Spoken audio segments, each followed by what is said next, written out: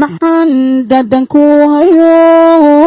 dhayaho keliga rabin inay kugu dhaygagaan maxaan kugu dhololayo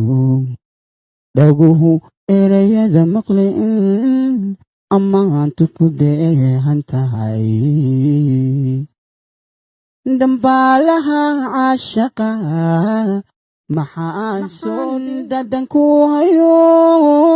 dhayaho keliga rabin inay kugu dhaygagaan maxaan kugu dhololayo dhaguhu erayada maqlin ammaantu ku dheehan tahay dambaalaha caashaqa maxaan soo dhiib